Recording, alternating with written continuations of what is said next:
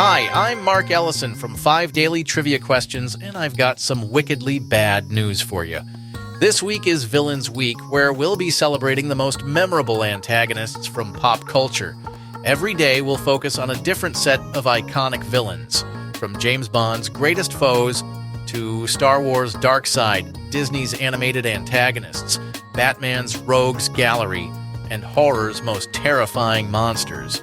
I've got a villain question for you right now. Which James Bond villain had steel teeth and appeared in 2 films, The Spy Who Loved Me and Moonraker? Was it Odd Job, Jaws, or Blofeld? If you knew it was Jaws, then you're going to love what we have in store. And if you didn't know, well, there's no better time to learn about these unforgettable characters. Join us for Villains Week on 5 Daily Trivia Questions. Subscribe for free right now, wherever you get your podcasts. And remember, sometimes it's good to be bad. If you work in quality control at a candy factory, you know strict safety regulations come with the job. It's why you partner with Grainger. Grainger helps you find the high-quality and compliant products your business needs to inspect, detect, and help correct issues. And the sweetest part is, everyone gets a product that's as safe to eat as it is delicious. Call 1-800-GRAINGER, click Grainger.com, or just stop by. Grainger, for the ones who get it done. Calaroga Shark Media. From Washington, D.C., where Canadians must think we're a bunch of hosers, this is Ballot. Whatever. The Canucks can just take off, eh? Or not take off, according to this first story. Let's hit this. Oh, our neighbors to the north aren't feeling so neighborly anymore. Canadian travel to the U.S. is plummeting faster than my self-esteem when I look at old high school photos. Tourism experts report that Canadians, supposedly the nicest people on the planet, are suddenly giving America the cold shoulder. And when I say cold, I mean Canadian winter cold, which is basically just slightly warmer than the dark side of Pluto. The U.S. Travel Association estimates about 20 million Canadians visit annually, generating more than $20 billion in spending. But now, companies are reporting up to a 90% drop in new bookings. That's not a decline, that's a freefall with no parachute. One Canadian travel agency owner said, "Since February, it's been a complete collapse." Complete collapse! That's the same phrase my doctor used to describe what would happen if I kept eating gas station hot dogs for breakfast. Apparently, Canadians are upset about tariffs and rhetoric coming from the White House. For one retired Vancouver woman, canceling her U.S. road trip felt like a moral choice. Which is funny because the last moral choice I made was deciding not to steal my neighbor's newspaper. And even then, I only stopped because they got security cameras. Canadian bus tours are being canceled left and right. One company called off 8 trips, including a 10-year tradition of October shopping in New Hampshire. Instead of buying discount clothes at American outlets, Canadians are now apparently just going naked. Very brave considering their climate. Florida tourism officials are panicking since the state welcomed nearly 3.3 million Canadians in 2024. Governor Ron DeSantis isn't worried though, saying he saw plenty of Canadians at Legoland recently. Yes, because nothing says scientific polling method like who asks you for a selfie while you're hanging out with a life-sized Lego Batman. The aviation analytics firm Cirium found bookings from major Canadian airports to key U.S. cities down by more than 20%. Air Canada reported that bookings across the border over the next 6 months are down 10%. Maybe they should rename themselves Air Canada, but not to America. Canadian travel writers are even being told by editors they don't want coverage of U.S. destinations anymore.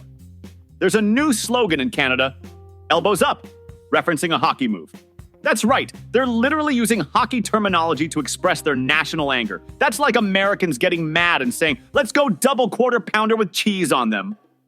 In the most Canadian protest ever, one travel writer explained, "It's a very, very strong guttural reaction to someone we thought was our friend." A strong guttural reaction from Canadians translates to what Americans would call mild disappointment, or when they forget to put napkins in your takeout bag. So if you're planning a trip to Niagara Falls, you might want to stick to the American side. The Canadian side isn't sending their best right now. They're keeping their maple syrup, politeness, and affordable prescription drugs all to themselves. The White House is already sick of RFK Jr.'s department. I see what they did there with that headline. The Trump administration is apparently frustrated with the mess coming from Kennedy's Department of Health and Human Services, and by mess, they mean the department's communication strategy, which appears to be don't communicate at all. Kennedy's Deputy Chief of Staff, Stephanie Spear, is getting blamed for the department's messaging problems. She stopped all external HHS communications back in January. That's like being hired as a tour guide and your first move is to duct tape everyone's mouth shut.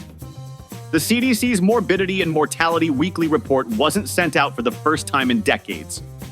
I guess they figured, why tell people about diseases when we could just not? When a child died in a measles outbreak in West Texas, it took RFK Jr. 2 days to acknowledge it, and he did it with an X post. 2 days later, he finally released an official statement, and then immediately posted about a fun hike he took in Coachella Valley. Nothing says I care about public health emergencies like bragging about your nature walk. According to one White House official, the White House was like, where the F is the statement, which is a question I imagine gets asked several times a day about various Kennedy-related matters. The situation is so bad that the White House has created a parallel press team to work alongside Spear's team. It's like having to hire a translator for someone who supposedly speaks the same language as you. You know what they say? Age is just a number, especially if you're a tortoise with commitment issues. A Western Santa Cruz Galapagos tortoise named Mommy, yes, that's actually her name, just became a first-time mother at 97 years old.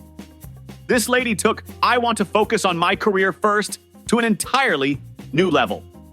Mommy and her 96-year-old boyfriend Abrazo welcomed 4 little ones at the Philadelphia Zoo, increasing the population of their critically endangered species to 48 in U.S. facilities. Talk about waiting until the last minute to save your species. The zoo's been playing matchmaker for these 2 since 2020. When they first introduced Abrazo to Mommy, he apparently had no idea what he was doing. The zookeeper said, at first, it was clear he didn't quite know what he was doing. He was backward. Which is exactly what my high school date said about me at prom. Imagine waiting 97 years to have kids. That's like having your midlife crisis at 48 and a half. Mommy arrived at the Philadelphia Zoo in 1932, straight from the Galapagos Islands. She'd had some flings with other species, but Abrazo was her first Western Santa Cruz.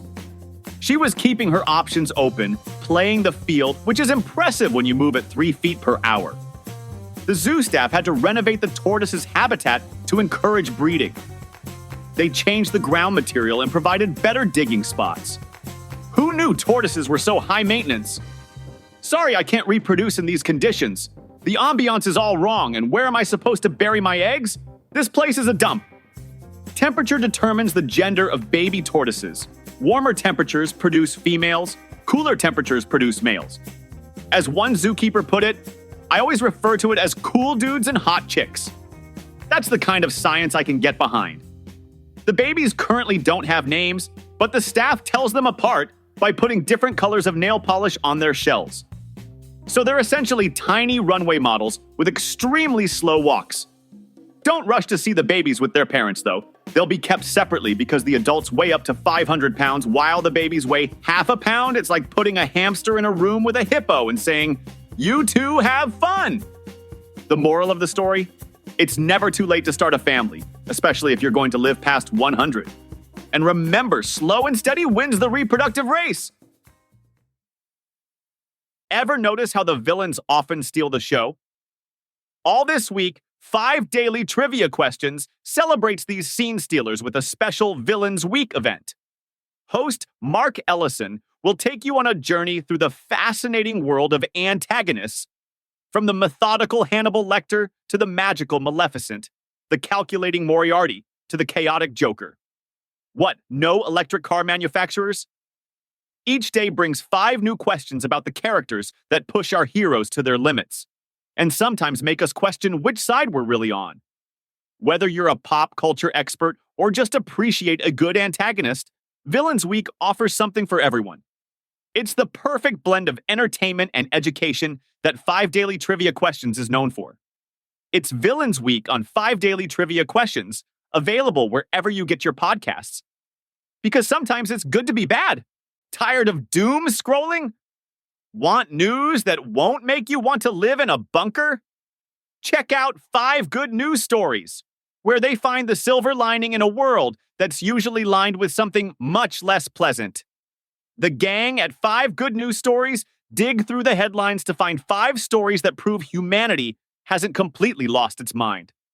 It's pretty much the opposite of this show. From scientific breakthroughs nobody's talking about to random acts of kindness that restore your faith in humanity, all delivered with the cutting wit you deserve. 5 Good News Stories, because sometimes the news doesn't have to suck. Subscribe to 5 Good News Stories wherever you get your podcasts.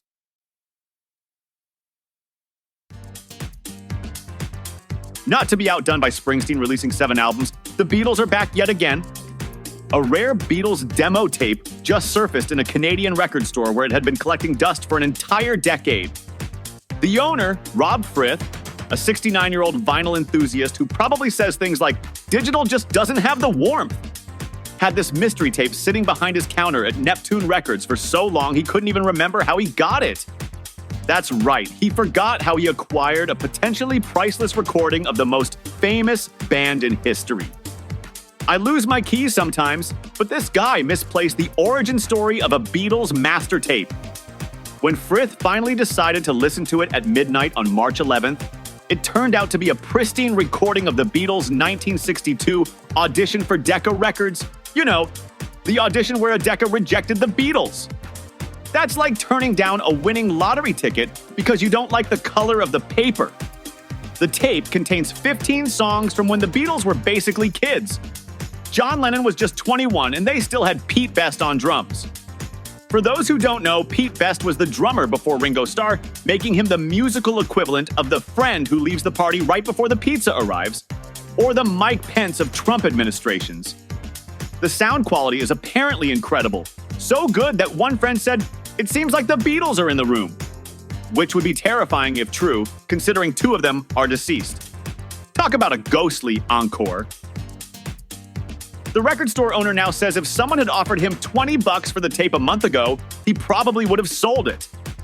Meanwhile, a similar tape sold at auction in 2012 for $56,000. That's the biggest pricing mistake since someone sold Bitcoin in 2010 to buy a pizza. So remember, folks, check your attics, basements, and the dusty shelves behind your counters. You never know, you might be sitting on a fortune in forgotten musical history or just a lot of dust bunnies and tax forms from 1997. Portions of today's show were made without the help of any Canadians, but we did use AI.